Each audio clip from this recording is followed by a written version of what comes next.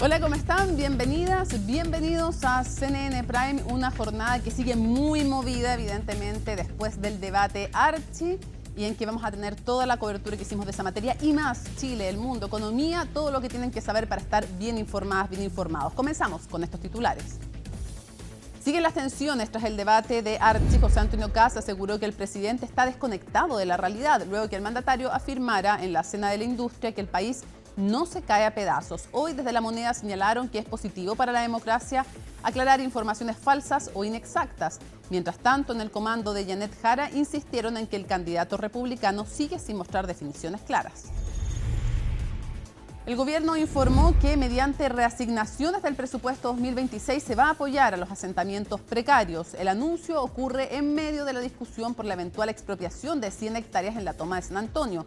Durante esta jornada, el ministro Carlos Montes se reunió con dirigentes del Cerro Centinela para coordinar los esfuerzos vinculados al proyecto habitacional previsto para ese sector. Un funcionario de Carabineros formaba parte de una red criminal integrada principalmente por ciudadanos chinos, dedicada, según la PDI y el Ministerio Público, al tráfico de drogas, lavado de activos, secuestros, extorsión y contrabando. Los detenidos que operaban en el barrio Meix van a ser formalizados mañana. El conteo de votos en Honduras volvió a dar una sorpresa. El candidato del Partido Nacional, Nasri Asfura, volvió a encabezar las preferencias con 40,26% de los votos. Con el 86,3% de las mesas escrutadas, 24.000 votos solamente los separan del abanderado del Partido Liberal, Salvador Nasralla. Todo esto y mucho más. Aquí comienza CNN Prime.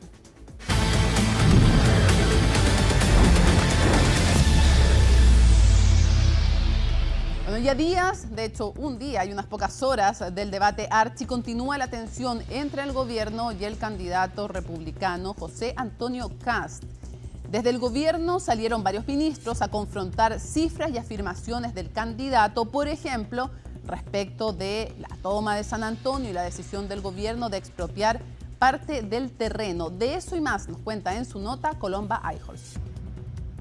Bueno, si vamos paso a paso, yo lo primero que le pediría al presidente que vaya a Arica. Paso a paso, porque son varios los temas que el candidato José Antonio Kast ha instalado esta semana y que el Ejecutivo ha salido a abordar. Algunos comentarios han sido explícitos, mientras que otros, particularmente los del presidente Gabriel Boric, se han abstenido de emplazarlo directamente. En materia de seguridad hay mucho que hacer. Tenemos que seguir combatiendo con mucha firmeza a quienes cometen delitos, al crimen organizado, al narco.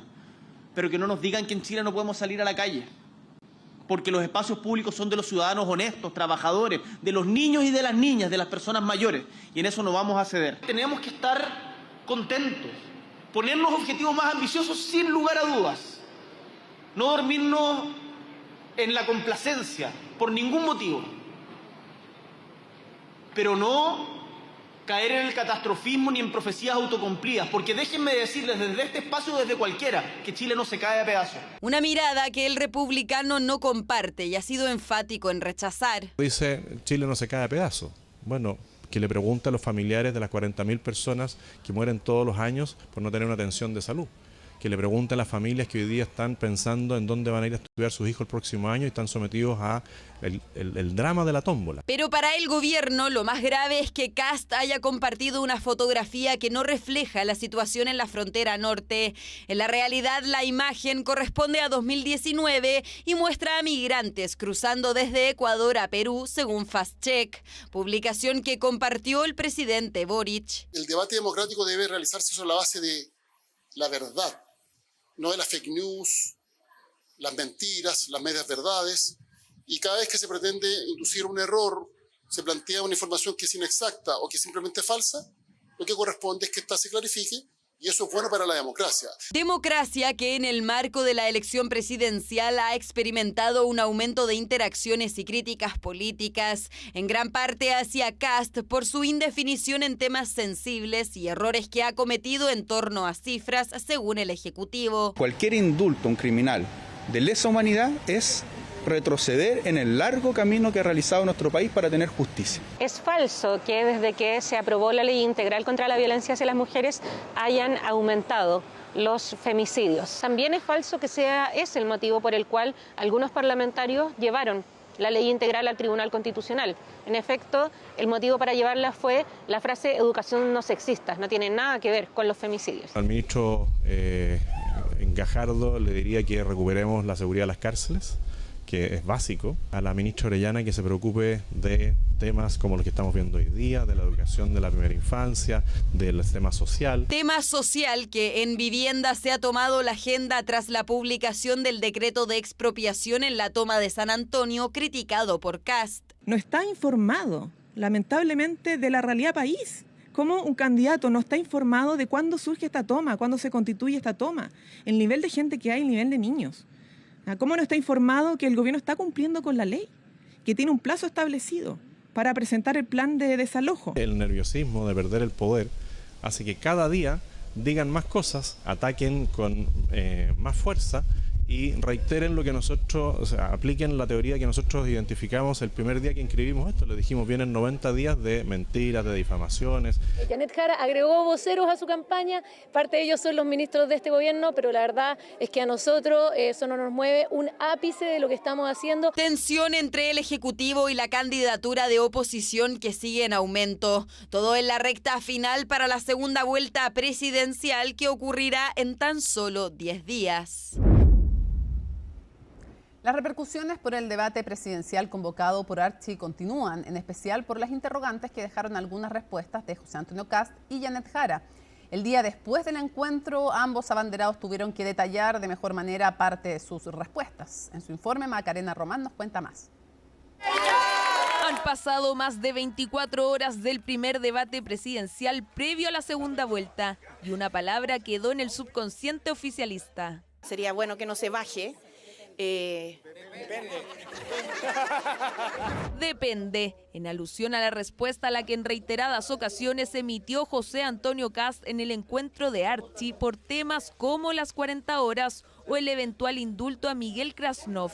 El oficialismo no quiere dejar pasar la actitud del candidato. Porque cuando uno quiere liderar de verdad y tiene autoridad de verdad, tiene que saber asumir los costos.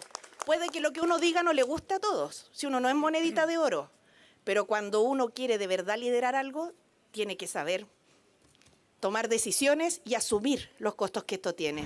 Pero las críticas no solo vinieron desde el oficialismo, sino que también desde la oposición. En Chile Vamos no convenció a todos la estrategia de Kast, por ejemplo, apuntaron a los detalles del plan migratorio. Ese son el tipo de temas que sí, de nuevo, el 14 de diciembre la gente termina escogiendo a José Antonio Kast, que es lo que aparentemente va a ocurrir, hay que bajar al área chica. Yo que sí comparto, le confieso, que el énfasis sea que entrar ilegalmente al país no te la llevas gratis. En el debate, Kast habló de invitar a salir a los migrantes irregulares, pero antes se refería frontalmente a expulsar. También decía que lo iba a hacer con recursos de ellos mismos. Ahora matizó a que lo tendrán que pagar quienes contratan a personas en esta situación. Yo creo que ahí la pregunta fue poco clara y hubo una situación que yo creo que se podría haber desarrollado más, porque estaba hablando de la situación que ocurre hoy día. Hoy día José Antonio Kast no es presidente aún. Si él sale electo presidente, desde el 11 de marzo mismo va a empezar un trabajo para identificar a las personas que se encuentran ilegalmente en el país. Lo que no se sabe aún es cómo se materializará la idea de expulsar a los más de 330.000 migrantes en situación irregular que están en Chile, y eso intentó explicar nuevamente el abanderado republicano. El día 1, el día 11 de marzo del año 2026, no es que nosotros vayamos a ir a la casa a tocarle la puerta a 300.000 personas. Lo que les estamos diciendo es que si les tocamos la puerta después del 11 de marzo del año 2026, el día que les toquemos la puerta, los identifiquemos, se van a tener que ir de Chile y no van a poder volver a entrar nunca más. Jara, por su parte, primero planteó empadronar para regularizar a quienes cumplan ciertos requisitos, como por ejemplo no tener antecedentes. Pero durante los últimos días sumó que no se podrá regularizar a quienes entraron por la ventana. ¿Cuál es el punto? Regularizar, que es la otra situación que está en discusión, en Chile no se puede hacer cuando la persona no entró por paso regular. Eso es lo que pasa. Así que los que se quieran quedar tienen que pasar por el empadronamiento, tienen que acreditar vínculo familiar, no tener antecedentes penales y tener trabajo. los demás se tendrán que ir. Temáticas que nuevamente se deberían abordar en el próximo y último debate presidencial, pactado para el martes 9 de diciembre. En la ocasión, ambos candidatos tendrán que entregar su mejor desempeño para poder convencer a quienes aún siguen indecisos. Un nuevo estudio sobre los hábitos de consumo de alcohol y drogas en la población reveló una baja histórica en el consumo de alcohol desde 1994, una tendencia que también se ve respecto de la marihuana. Los detalles con Pablo Figueroa. Finalmente, tras un año de procesamiento de datos, el SENDA presentó este jueves los principales resultados del 16º Estudio Nacional de Drogas en Población General. Este estudio, que se aplica cada 2 años y que desde 1994 por el Observatorio Chileno de Drogas, permite también observar las tendencias a largo plazo en la población. Y el dato que más llamó la atención este 2024 fue que durante esos resultados se llegó al nivel más bajo en cuanto al consumo de marihuana en adolescentes, llegando a un mínimo histórico. Se mantuvo estable en un 10,1%. Nosotros tenemos varias hipótesis respecto a este descenso. Primero, que las personas redujeron sus consumos durante la pandemia y efectivamente no volvieron a los números pre-pandemia, y eso también permitió, digamos, que esta baja fuera sostenida y hoy día obtengamos estos resultados. Por supuesto que la percepción de riesgo modera. Pero dentro de las otras cifras que son destacables está la disminución en el consumo de alcohol, el cual decayó de un 39,2 a un 34,6%, el registro más bajo desde que se hace el estudio. Pero ojo, hay datos también a considerar. En general, por cambios culturales, la población más joven hoy día se aleja un poco del alcohol, más que la cercanía que quizás tenía generaciones anteriores. Por lo tanto, es donde más ha bajado el consumo. Si uno va al número asociado a la embriaguez, por ejemplo, que el hombre tomando más de 5 tragos, la mujer más de 4 tragos, ese número sigue siendo alto. Es decir, de las personas que consumen alcohol, más o menos un 30-40% llega a un estado de embriaguez o consume alcohol en altas cantidades. Por lo tanto, a pesar de que hay una baja en el consumo, sí hay que tener ojo con ese otro número, que es que la cantidad de consumo pareciera ser que sigue siendo alta. En cuanto a otros datos relevantes, está que se mantiene estable el consumo de cocaína con un 0,8%, una disminución del 0,9% de 2022, y se mantiene estable la pasta base, que se repite con un 0,3%, el mismo número que de 2022. Las razones que pueden llevar a que se mantengan estables este tipo de drogas o que haya bajado la marihuana o el consumo de alcohol tiene que ver con la percepción de riesgo y con la vida deportista que están teniendo las nuevas generaciones. Lo central para cualquier tipo de problemática asociada al abuso de sustancias o sustancias psicoactivas, al consumo y a la drogodependencia es la prevención, es decir, promover una cultura sana en donde las personas tengan un amplio espectro respecto de su vida, distintos accesos a salud, a bienestar. Hay generaciones, o sea, una cohorte que históricamente concentraban mayor prevalencia y hoy tienen más edad y adoptan estilos de vida más moderados. O sea, también tenemos acá la instalación justamente de una cultura más saludable, y le agrego también el reglamento de la nueva ley de alcoholes que entró en vigencia hace más de un año, que también ha ido incorporando, recuerdan, hace más de un año la solicitud del carné, cuando uno compra alcohol, digamos, de cualquier edad, pero también el etiquetado nuevo de las botellas. Un estudio que ratifica los avances en cuanto a la prevención y el consumo de drogas en el país. Una treintena de personas fueron detenidas en un vasto operativo de la Policía de Investigaciones en el barrio Meix. En su mayoría, los sospechosos son ciudadanos chinos, además de un carabinero en servicio activo. Los detalles en el informe de Miguel Ángel Araya.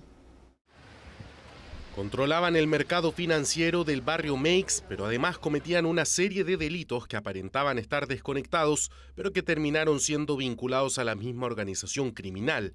Al menos 18 personas serán formalizadas este viernes en el caso conocido como Muralla China, al ser la mayoría de los imputados de esa nacionalidad. La banda fue desarticulada luego de que la Fiscalía, junto a la PDI, comenzara a identificar ciertos patrones en común en casos y delitos que eran indagados de forma independiente, pero en realidad conectaban con el grupo pandilla.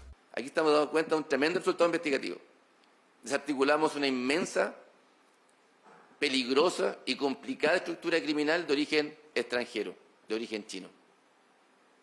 Que los detalles de la vinculación y los roles que están bien categorizados, bien definidos, la forma de operar, los montos y cómo se vinculaban, lo dará cuenta el Ministerio Público, la audiencia de formalización. Pero la organización no era integrada únicamente por migrantes asiáticos, sino que también se detuvo en el operativo a 2 colombianos y un chileno, este último siendo de particular interés para las autoridades. Y es que el único connacional asociado a la banda resultó ser un funcionario de Carabineros de Chile, que si bien ahora fue dado de baja por la institución, cooperaba de forma activa en la comisión de delitos, avisando de operativos policiales que se fuesen a realizar en el sector comercial, recibiendo a cambio una retribución económica. La función en términos generales que realizaba era entregar la información de procedimientos que se iban a ejecutar a los diferentes locales comerciales y por eso recibía una remuneración. Ese contexto de revelación de secreto, en este caso, y por otra parte la obtención de beneficio económico que por infracciones de los deberes de su cargo, es lo que es la función que cumple y por los delitos de cohecho, en este caso, que se formalizarán. Entre los delitos a los que se encuentra presuntamente vinculado este grupo de 18 imputados, destacan el lavado de activos, tráfico de drogas, cohecho, homicidio, secuestro, comercio sexual, contrabando, entre otros. El megaoperativo consiguió el allanamiento de 63 domicilios, entre ellos locales comerciales, en los que se incautó 600 millones de pesos, entre moneda nacional y extranjera, y 3 pistolas y armas largas. El éxito de haber abordado la complejidad de una organización criminal como esta, ¿es suficiente para recuperar el barrio Meix? La respuesta es no. Que cuando usted cree que los problemas son solo clavos, entonces usted solo entiende que el martillo es lo útil. Y el caso de Meix sirve para, en verdad, ejemplificar que usted tiene que más bien ocupar un set de herramientas más compleja que eso. La banda habría operado por medio de extorsiones e intimidaciones realizadas a locatarios y comerciantes del barrio Meix, llegando incluso a secuestro de personas con el fin de mantener el control del mercado financiero. Los secuestros es un fenómeno, en este caso, que se realizan por las organizaciones criminales para efecto de controlar ciertos mercados. En el entendido que las organizaciones, para realizar obtención de beneficio económico en su giro, necesitan que las personas que realizan la actividad económica les tributen. Entonces, ¿cómo los fuerzan a realizar eso? Por medio primero de extorsión y posteriormente por secuestro. Se reciben o se administran montos en un lugar que deben ser, entre comillas, canjeados en otro lado, y tengo otra contraparte en otro lado que ella hace el canje, y no hay flujo, no hay traspaso de dinero, solamente hay compensaciones, y las operaciones se netean sin que haya traslado del mismo. Por ende, eso es tan difícil de pesquisar, no hay trazabilidad y no funciona en la banca normal. Mañana viernes serán formalizados los 18 imputados que se encuentran detenidos en tránsito, instancia en la que se espera conocer aún más detalles de los movimientos y delitos cometidos por los ciudadanos chinos y el ahora ex carabinero que operaba con ellos, y las medidas cautelares con las que quedarán mientras continúa la investigación. Hacemos una pausa en CNN Prime y ya estamos de regreso.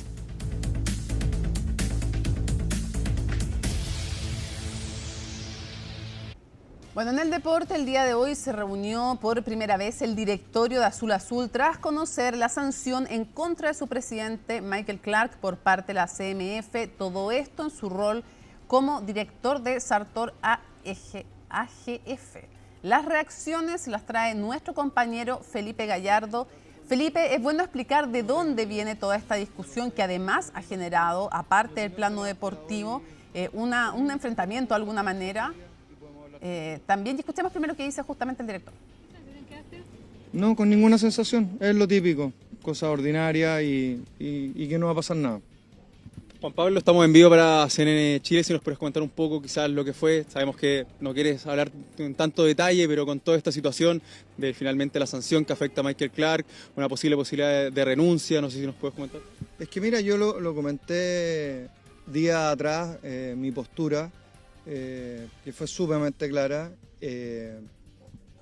y hoy, como te digo, lo único que quiero es que termine el campeonato y voy a hacer todos los balances, la información ya está, es sumamente pública y cada uno sacará las conclusiones. Capaz yo tenga que ir al psiquiatra y estoy entendiendo todo mal. A veces lo pienso, muy outsider, como que no estoy entendiendo las cosas.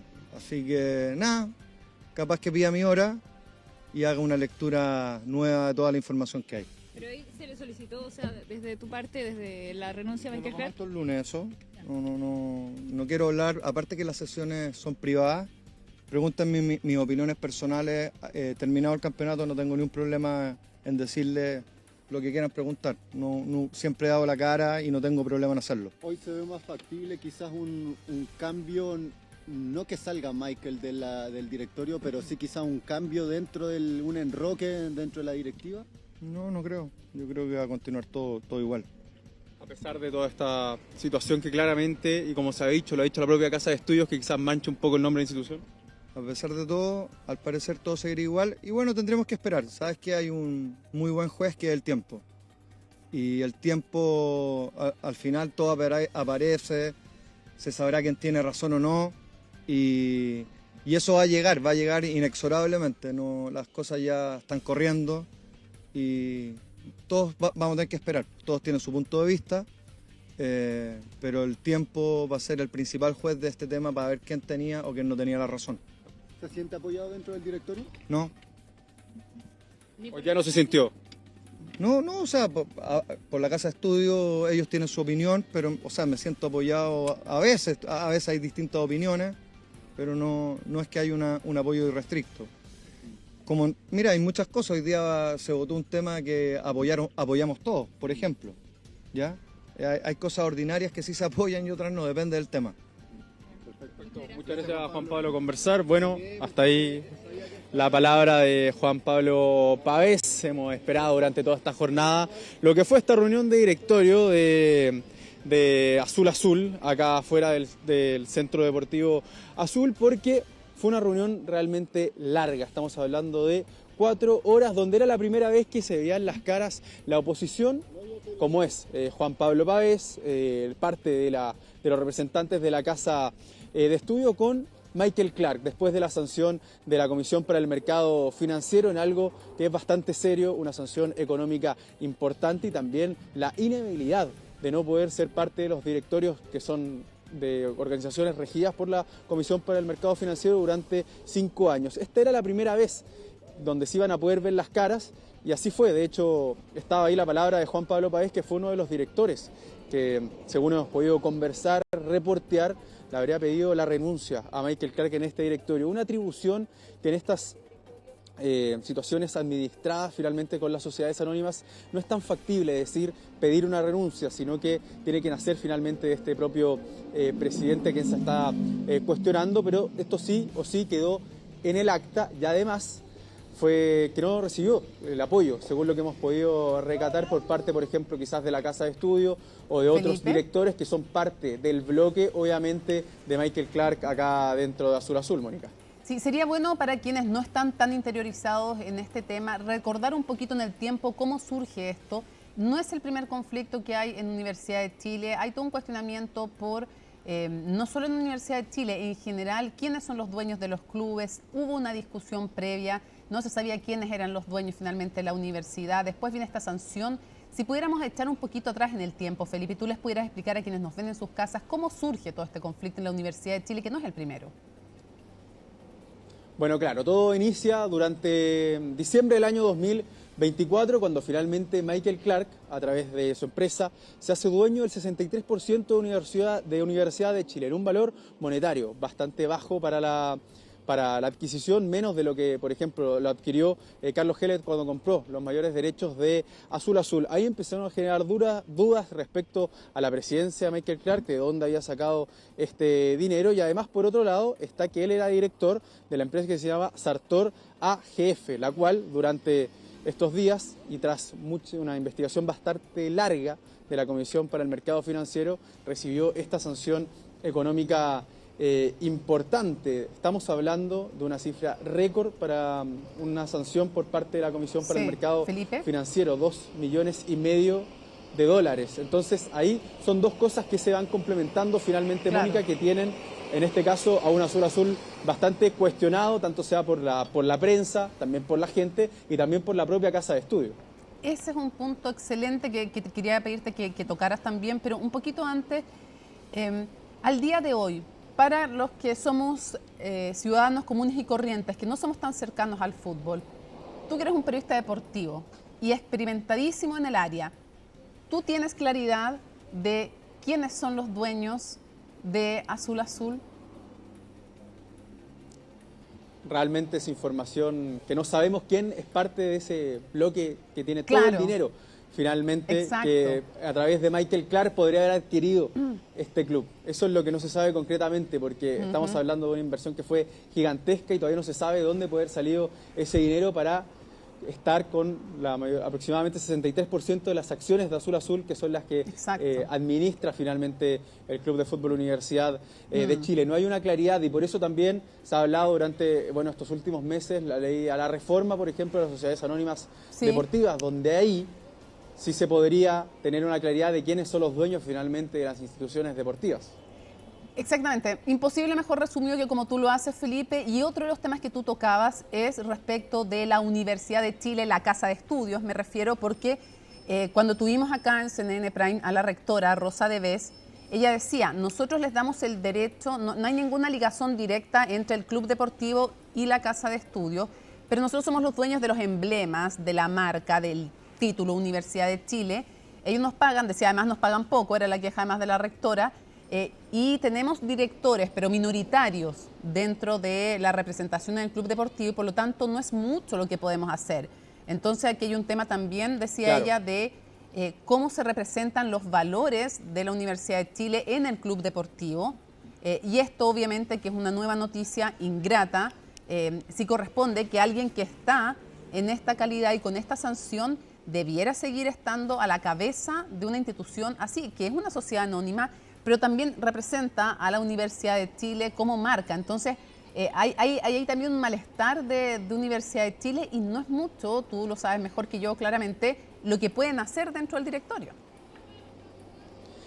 Claro, al final es una sanción ética que puede recibir finalmente esta situación, que son los cuestionamientos que hace la propia universidad. Para ser concreto, el directorio de Azul Azul se compone por 11 asientos, 6 son designados por Michael Clark, 2 por el grupo de Daniel Chapira, que es el otro grupo inversor que tiene finalmente Azul Azul, aparte del señalado por Michael Clark. También es un asiento que representa a los accionistas minoritarios, al que estábamos escuchando, que es Juan Pablo Pavés, y 2 que son parte de la Casa de Estudio, que es Andrés Buentraub y también Héctor Humérez, que son profesores de la universidad, que tienen conversaciones seguidas con la rectora para esta situación. Y hay que ser bastante claro, en el contrato de quiebra, cuando finalmente Azul Azul parte a administrar el Club Universidad de Chile, se traspasaron finalmente los símbolos, el nombre, el himno, y por eso es tan importante que la universidad sienta que esto se está manteniendo a cabo, porque se puede romper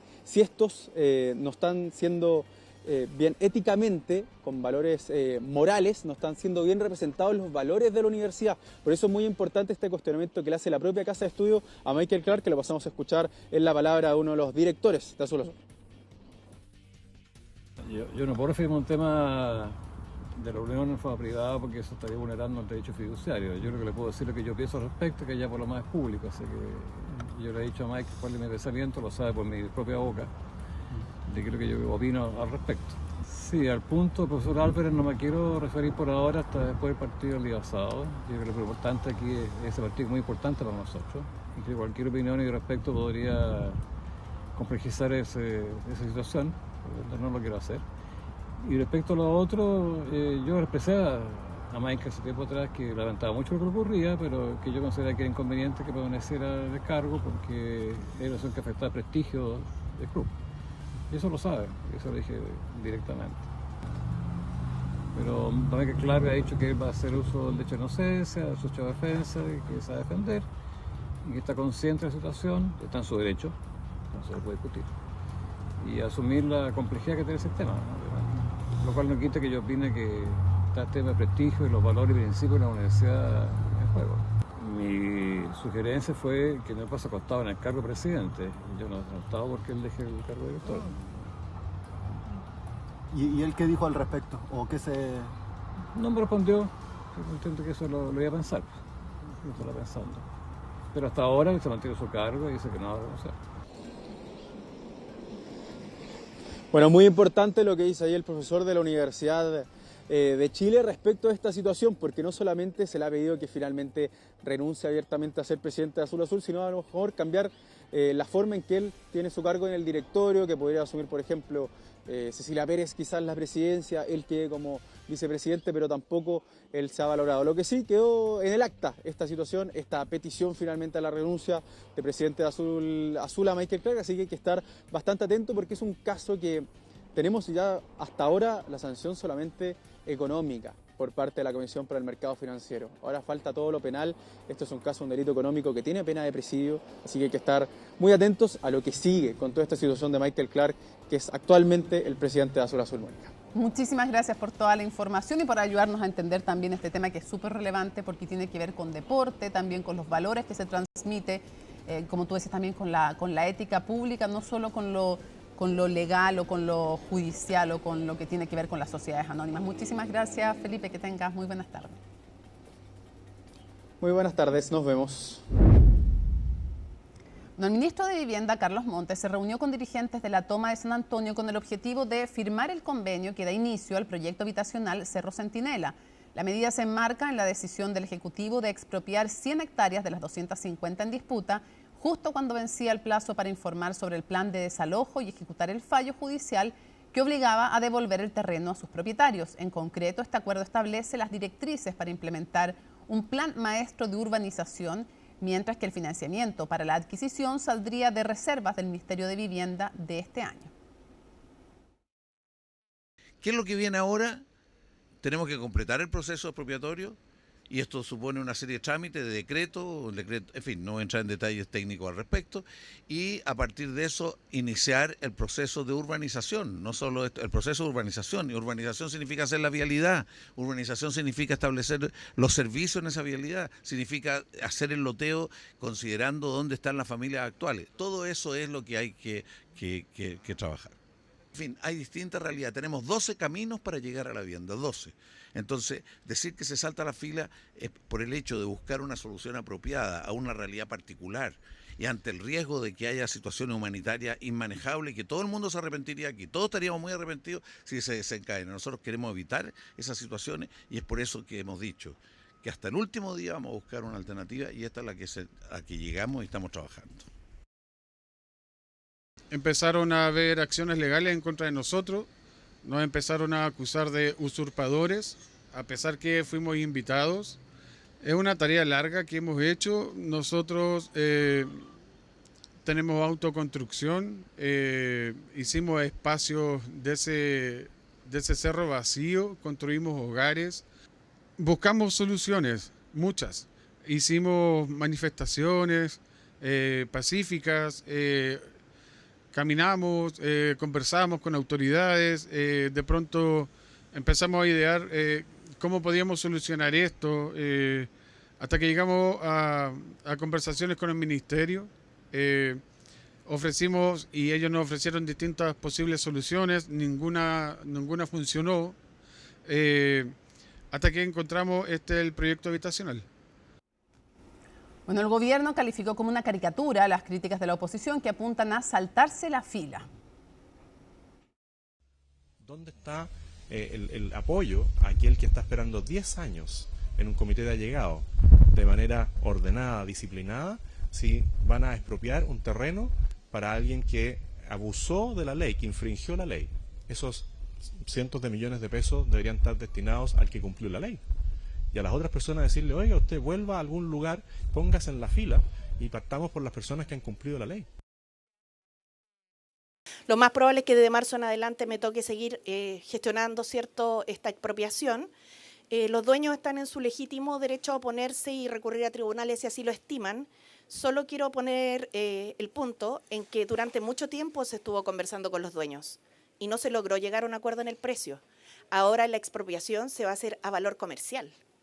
Por tanto, yo creo que es bueno pensar en que aquí hay que buscar soluciones más que seguir generándonos problemas como sociedad. Desde el 2013 a la fecha, la venta de vehículos de marcas chinas se ha incrementado de 11 a 31%. A pesar del aumento, aún son muchos los mitos y falta de confianza de los consumidores. Natalia Muñoz nos cuenta. Tecnológicos, modernos y cada vez están más presentes en nuestro mercado. Vehículos de origen chino que, si bien abarcan el 40% de las ventas del mercado automotor, aún están rodeados de mitos y desconfianzas. ¿Cuáles son las principales dudas? Las consultamos y resolvimos con un experto. No son muy seguros, la verdad, las cosas, como que tienden a tener menos materiales de lo que iría a tener un auto normal, la verdad.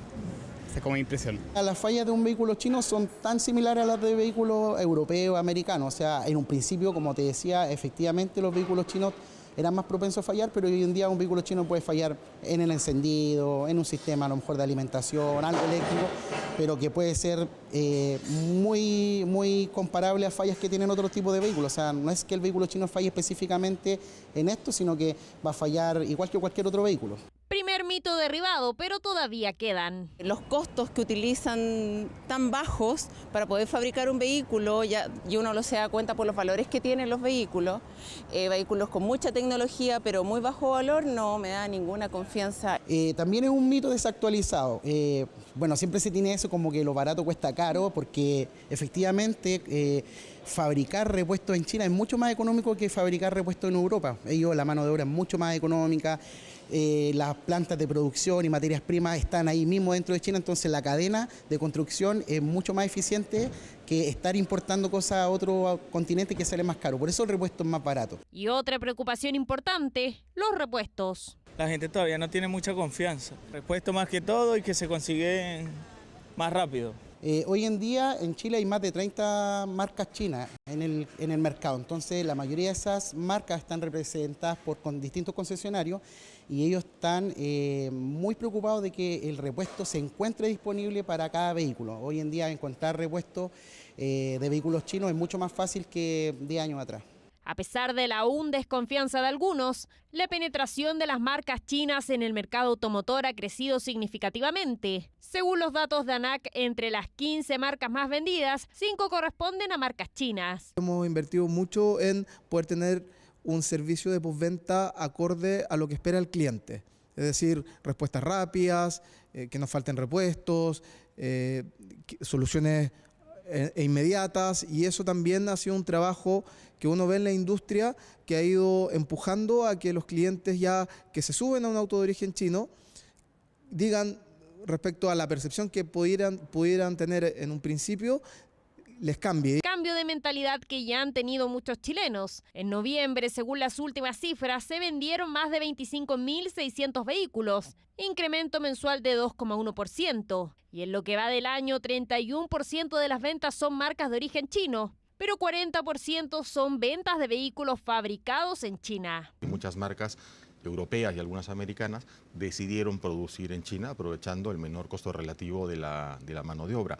Y esto es muy interesante porque a raíz también de los cambios geopolíticos, los cambios en aranceles que propuso la administración Trump, lo que sé es que muchos están planteando cómo localizar y deslocalizar las fábricas. En los 90 era Japón el que lideraba con más de un 32%. En los 2000 era Corea del Sur la que reemplazó a Japón, llegando a notar más de 42% de participación de mercado. Y ahora en estos últimos años ha sido China la que ha llegado a rozar el 40% de participación. La evolución de orígenes va a seguir cambiando. Esto es una tecnología que cambia a medida que se incorpora mayor seguridad, normas de emisiones más exigentes y naturalmente el desafío de la electromovilidad. Un mercado que va cambiando constantemente. Lo que sí es que el continente asiático lidera en electromovilidad, por lo que veremos muchos más vehículos chinos y lanzamientos de cara a la descarbonización.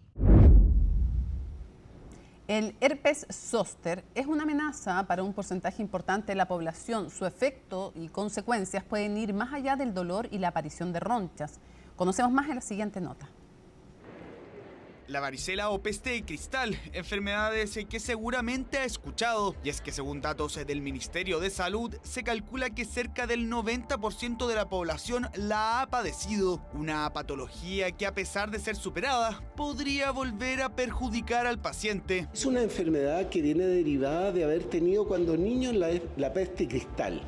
La varicela zóster está en un estado, como diríamos, expectante, para que situaciones de tu vida, desde el punto de vista médico, hagan reaparecer esta enfermedad como una lesión, especialmente cutánea, como una quemazón. Herpes zóster, o popularmente conocido como culebrilla, que afecta a cerca de un 30% de la población a nivel mundial. Dolor, hormigueo o ardor, entumecimiento y una sensibilidad inusual en una zona en específico son algunos de los síntomas que se pueden padecer. Cuadro clínico que podría durar semanas, pero que en algunos casos se prolonga, especialmente en adultos mayores y personas con defensas bajas.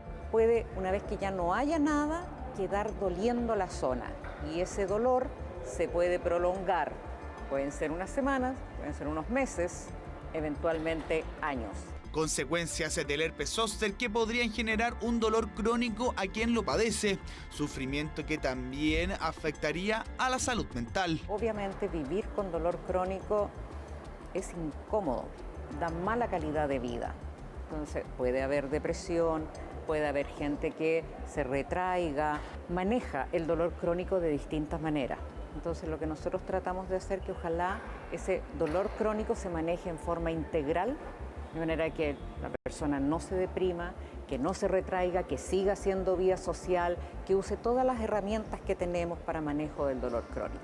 Una amenaza que podría afectar a cualquiera y que por esa razón la recomendación es estar atento a los síntomas. Entonces, dolor, lesiones en la piel, sospecha de herpes zóster, consulta precoz para poder manejarlo adecuadamente.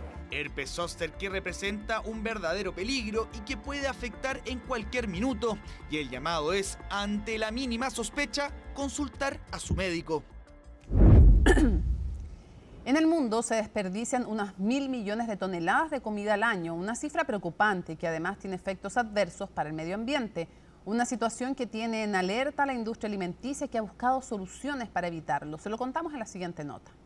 Año a año se calcula que en Chile se desperdician más de 5 millones de toneladas de alimento, unos 88 kilos de comida per cápita, una cifra que causa preocupación y que ha requerido una respuesta por parte de la industria de alimentos. Básicamente los consumidores evolucionan. Hoy están más conscientes de la sustentabilidad, están más conscientes de no malgastar alimentos. También hay un componente contaminante importante para el medio ambiente. Se calcula que entre un 8 y un 10% de los gases de invernadero en el mundo son producidos por esta razón, según el informe del Índice de Desperdicio de Alimentos de 2024.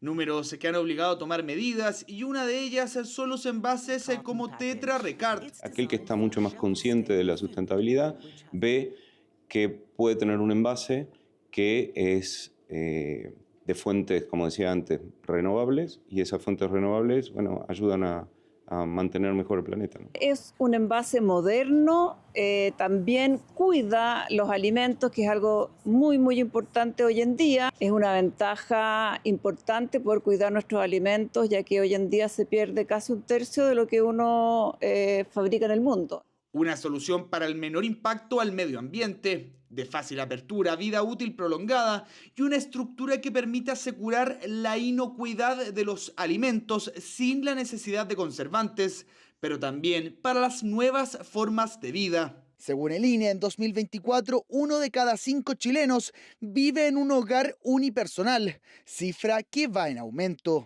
Yo soy un poquito más antigua, ¿no es cierto? Tú tenías que pescar la lenteja, echarla a remojar, echarla a cocer, en fin. Y ahora tú sencillamente abres tu envase y lo pones en un plato. Además, si te sobra, tú lo puedes perfectamente también dejar en el refrigerador, no se echa a perder por varios días. Posibilidad de tener porciones más pequeñas, una dieta variada y equilibrada. Todos estos beneficios de este envase. Nuestro sistema va desde 100 centímetros cúbicos hasta 500, ¿sí? Por lo tanto, entendiendo cómo es la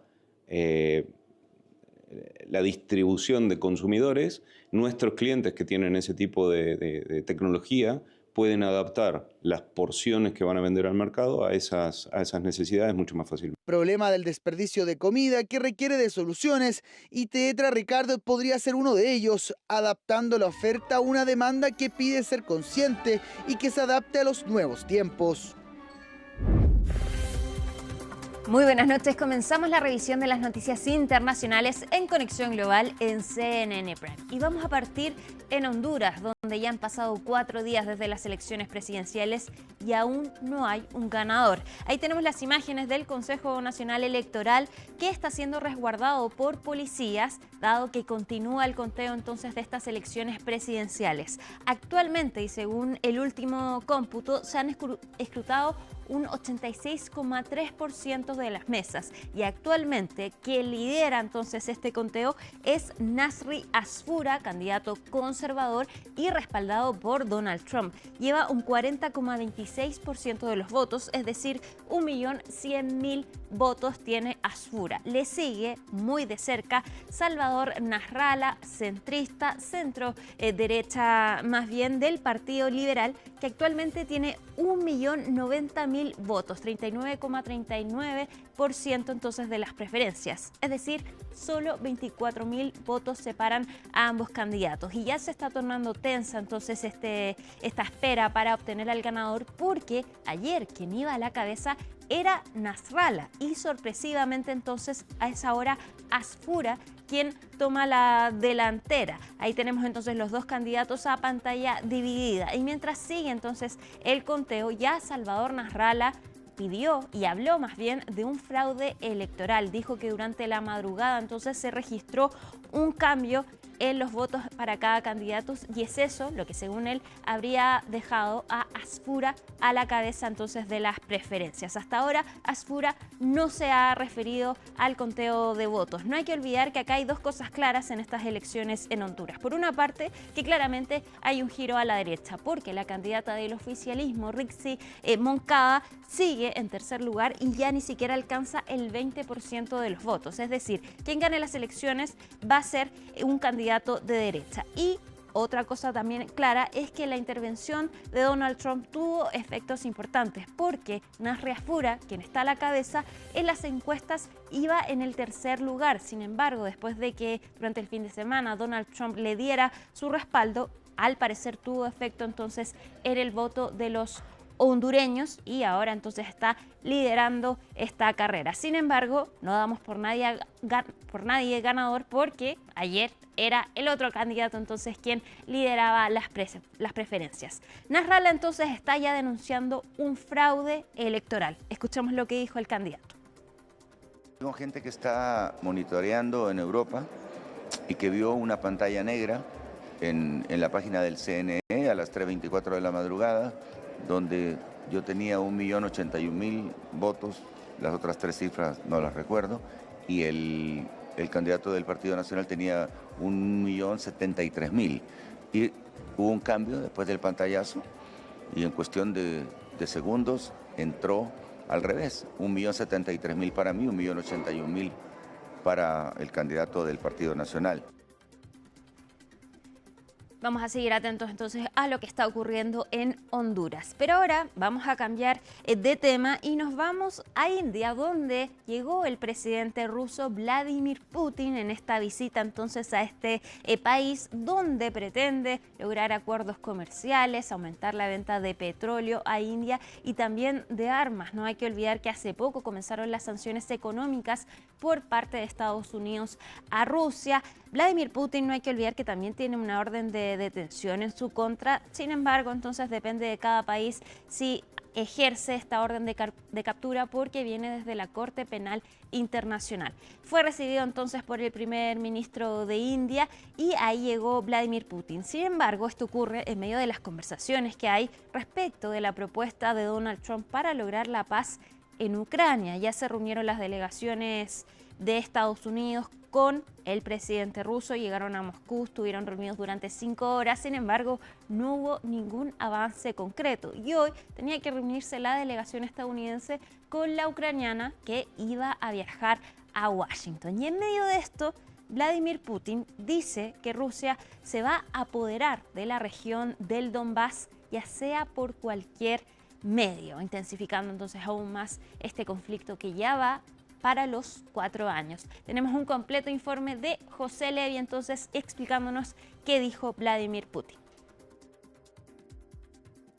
Vladimir Putin endureció incluso sus posturas públicas sobre qué territorios querría quedarse de lo que es internacionalmente Ucrania. Y aquí él afirma que la zona del Donbass, que incluye a Donetsk y a Luhansk, esto querría que pasara a formar parte de Rusia de manera formal. Inclusive en esto incluye una zona de 5.000 kilómetros cuadrados de la región de Donetsk que todavía estaría bajo control del ejército ucraniano, pero él quiere que por las buenas o por las malas, incluso militarmente, pasen a control de Rusia. También habla ahora de la zona de Novorossiya, que se desconoce exactamente qué partes incluye de Ucrania, pero aparentemente no solamente sería Crimea, sino también las zonas de Zaporilla e inclusive de Jersón, todas estas áreas que están en rojo donde hay ahora una presencia del ejército ruso en Ucrania. Todo esto es rechazado rotundamente por Ucrania, por Volodymyr Zelensky. Vemos ahora que los enviados de Zelensky se dirigieron a la Florida, en Estados Unidos, para escuchar los resultados de la reunión que mantuvieron los dos enviados de Donald Trump, Steve Witkoff y Jared Kushner, con Vladimir Putin en el Kremlin hace un par de días. Dijo Donald Trump que de esa reunión lo que obtuvieron sus enviados es la impresión de que realmente Putin quiere finalizar con la guerra. Vemos aquí que también Europa está como en un papel ahora central e inclusive intenta encontrar métodos de presión económica contra Moscú. Y uno de los temas tratados ahora es que se pudieran pasar a Ucrania fondos enormes de más de 200.000 millones de dólares congelados a Rusia, pasarlos precisamente a Ucrania para financiar la guerra.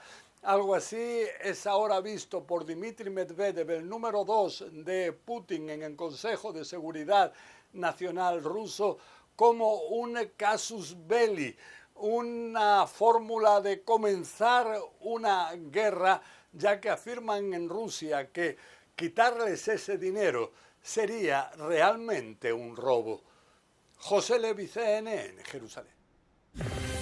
Nos vamos ahora a Estados Unidos porque mañana va a haber una reunión muy importante. Por primera vez, Donald Trump y Claudia Sheinbaum, la presidenta de México, se van a ver cara a cara después de esta relación que ya lleva casi un año, después de los aranceles, la amenaza de aranceles de parte de Donald Trump a México hacia sus vecinos. Va a verse entonces cara a cara con la presidenta de México. Esto después de que Claudia Sheinbaum confirmara hoy que va a viajar entonces a Washington al sorteo del Mundial de Fútbol 2026. Y no solo se va a reunir con Donald Trump, sino que también va a tener otra reunión con el primer ministro de Canadá, Mark Carney. La relación entre estos tres países comenzó tensa después de que Donald Trump entonces amenazara con aranceles a ambas naciones y también, por supuesto, a Canadá. No fue fácil esta relación después de que Donald Trump dijera que Canadá debería ser el estado número 51 del mundo. Sin embargo, a pesar de estas amenazas y esta tensa relación, Donald Trump ha mantenido una relación muy cordial con Claudia Sheinbaum y de hecho ha dicho que le cae bien la mandataria mexicana y de hecho ella ha tenido una actitud que ha logrado entonces aplazar esta amenaza de aranceles por parte de Donald Trump. Sin embargo, dijo ella que pretende en esta reunión hablar sobre temas económicos, específicamente sobre los acuerdos comerciales que hay entre México, Canadá y Estados Unidos. La cita, que va a ser breve, se va a realizar entonces mañana, previo al sorteo del Mundial de Fútbol 2026. Escuchemos qué fue lo que dijo Claudia Sheinbaum de lo que espera de esta cita.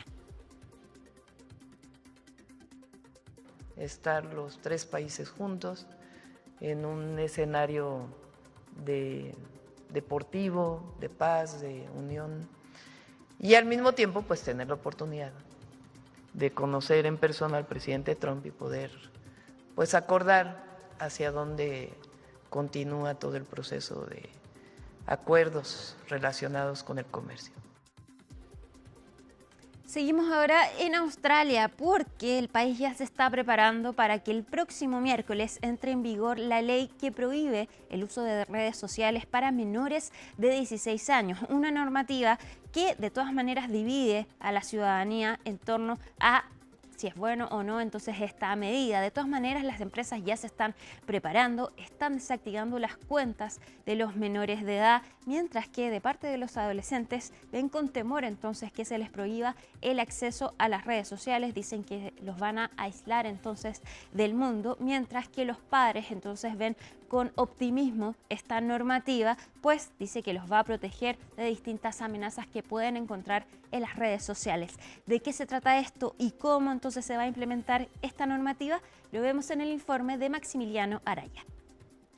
For me, it was my community and my lifeline. Social media was the place that I went to when I needed people to talk to who understood me. Estas son las palabras de Rain, una adolescente de 16 años, al enterarse que Australia ha puesto en marcha una política que obliga a las redes sociales a impedir que menores de 16 tengan cuentas en sus plataformas, por lo que desde el 10 de diciembre estas empresas estarán obligadas a desactivar o eliminar los perfiles existentes de quienes no cumplan con la edad mínima. En una semana, Australia se convertirá en el primer país del mundo en prohibir a los menores de 16 años tener cuentas en redes sociales. Con una sola ley podemos proteger a la generación alfa de ser absorbida por el purgatorio de los algoritmos depredadores descritos por el creador de esta función como cocaína conductual. El gobierno afirma que estas empresas deben tomar medidas razonables para impedir el acceso de los niños y adolescentes a sus plataformas y utilizar tecnologías de verificación de edad. Entre ellas, el uso de documentos de identidad oficiales y el reconocimiento facial o de voz. En caso de no cumplir, se exponen a multas de $32 millones estadounidenses. Pero creo que hemos llegado a un punto de inflexión en el que era necesario hacer algo más contundente. Siempre me he referido a esto como la primera ficha de dominó. Por eso se resistieron. Se resistieron con bastante fuerza y una de las empresas, en lugar de implementar la garantía de edad, dedicó tiempo a presionar a la Comisión Europea. El gobierno australiano asegura que la prohibición tiene como objetivo reducir las presiones y los riesgos a los que los niños pueden estar expuestos en las aplicaciones. Creo que sin duda puede haber algunos beneficios en restringir o reducir su dependencia de las redes sociales para su bienestar. Sabemos que las redes sociales pueden ser una vía de daño para los jóvenes, en términos de cosas como una imagen corporal poco realista, por ejemplo, o la exposición al acoso o a depredadores en línea. Así que hay influencias que se verán reducidas. Un estudio encargado por el gobierno australiano reveló que el 96% de los niños de entre 10 y 15 años utilizan redes sociales y que 7 de cada 10 están expuestos a contenidos y comportamientos dañinos, desde peleas hasta contenido que promueve trastornos alimenticios y el suicidio. En lugar de aislar a los jóvenes de las redes sociales, porque no somos el problema, deberíamos eliminar sus aspectos negativos, los acosadores en línea, los depredadores y el contenido explícito. Deberíamos centrarnos en eliminarlos, no en los jóvenes australianos que no han hecho nada malo. Simplemente no tiene sentido que estemos desconectados del mundo. Otros señalan que los adolescentes que dependen de las redes sociales para sentirse parte de una comunidad quedarán aislados y argumentan que sería más efectivo educar a los niños sobre cómo usarlas. I got bullied pretty badly, which is terrible and disgusting, but it was what I was experiencing at that time. And I was so fortunate to find a community of people online who not only understood my struggles, but could help me through them. La nueva medida afecta a 9 plataformas: Facebook, Instagram, Snapchat, Threads, TikTok, X, YouTube, Reddit y Kik. El gobierno las definió usando 3 criterios: que habiliten interacciones entre usuarios, que permitan publicar contenido o que tengan como propósito principal la interacción social en línea. I think it's fantastic. As a mum of 2 teenage girls, I'm really pleased with the initiative. Sin embargo, existen dudas sobre la efectividad real de esta medida, ya que la prohibición deja fuera apps de citas, inteligencia artificial y plataformas de juegos, espacios que también pueden ser riesgosos. Vamos a cambiar de tema y nos vamos ahora a Europa, porque el Festival de la Canción de Eurovisión está en medio de una polémica. Son distintos los países que están realizando, llaman un boicot a este certamen después de que se decidiera aceptar la participación de Israel en este concurso. España, Países Bajos, Eslovenia e Irlanda confirmaron que no van a participar en la próxima edición de esta competencia debido entonces a la participación de Israel. Esto después de que pidieran entonces votar si es que Israel debía participar debido a la guerra que está realizando en Gaza, que ya deja 70.000 muertos. No es la primera vez que esto ocurre. En 2022 Rusia fue expulsada de esta competencia después de su invasión a Ucrania, y es por esto que distintos países pedían que se hiciera lo mismo con Israel. Esto ya viene desde el año pasado, cuando también durante la participación de Israel en este concurso hubo manifestaciones dentro del espectáculo y también afuera del teatro, entonces donde se realizaba esta competencia, que genera niveles de audiencia importantísimos y es uno de los programas más vistos en Europa. Con este boicot que señalan entonces estos países, deciden no participar, y en el caso de España en particular decide no transmitir este concurso, que es considerable dado que España es uno de los 5 países que más aporta entonces a esta competencia. Israel se pronunció después de la decisión entonces de la organización de decidir no hacer una votación para poner a prueba entonces la participación de Israel, y el ministro de Relaciones Exteriores de Israel dijo que la desgracia caiga sobre ellos, refiriéndose entonces a los países que decidieron salirse de la competencia. Se va a realizar entonces pronto Eurovisión, pero ya sí la participación de España, Países Bajos, Eslovenia e Irlanda.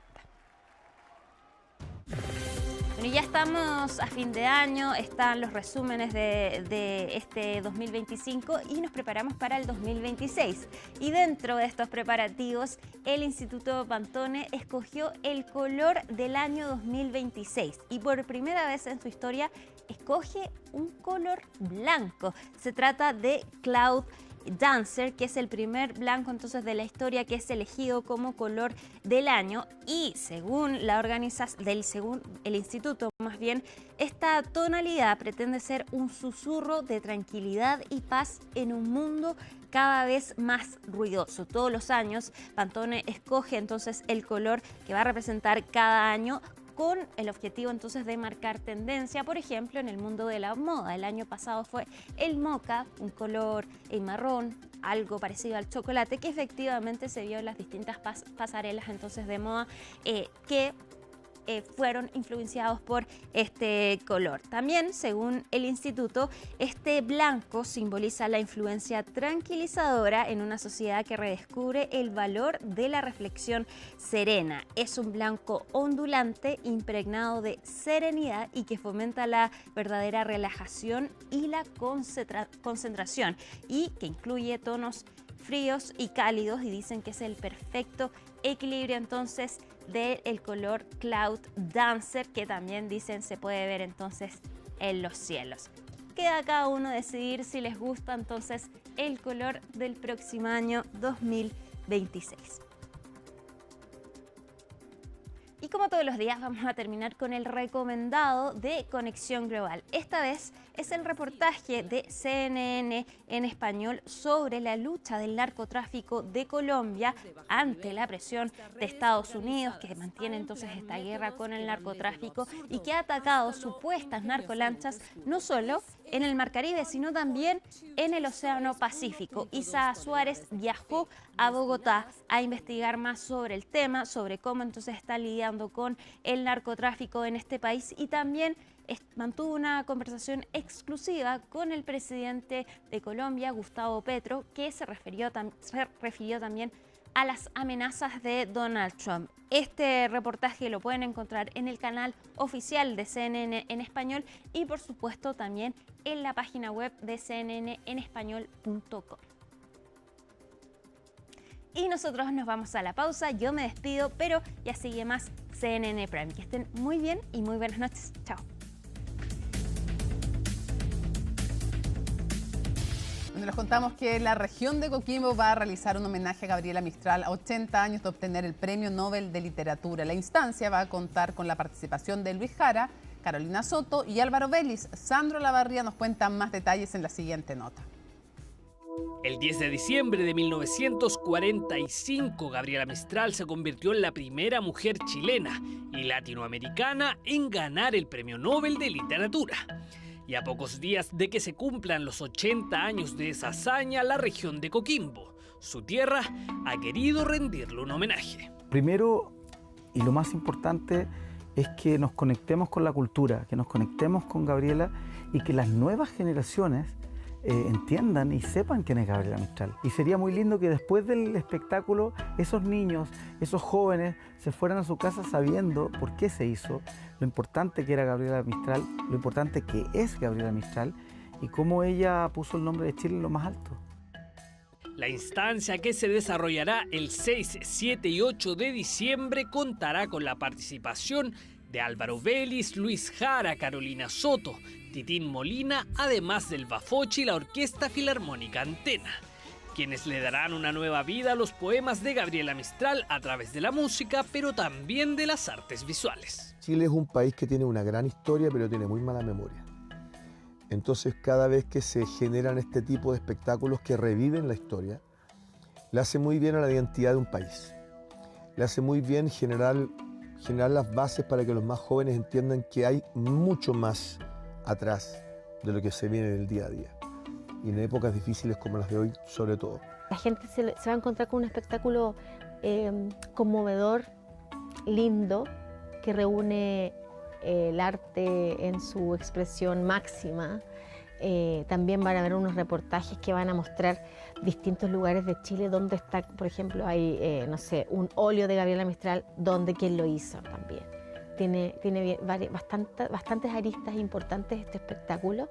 El auto que trasladó a la poetisa durante el homenaje oficial en Chile en 1954 y que ahora es parte del Museo de la Moda será llevado hasta la región de Coquimbo para ser parte de esta celebración. De partida un privilegio, una tremenda responsabilidad también, de hacerlo bien, de entender también quién es Gabriela Mistral, entender el trasfondo, de dónde viene, quién es ella, qué buscaba, qué quería, lo revolucionaria que era para la época. Tomar a Gabriela Mistral como punto de partida en la visibilización de lo cultural es fantástico. O sea, la imagen icónica de Gabriela Mistral en Vicuña, lo que significa toda la cultura del Valle del Elqui, ella está al centro de todo eso. Y no es porque ella haya escrito probablemente su gran obra solamente en la cuarta región, es porque ella le dio un peso específico a la región de Coquimbo. El espectáculo se presentará el sábado en La Serena, el domingo en Ovalle y el lunes en Illapel, de manera totalmente gratuita.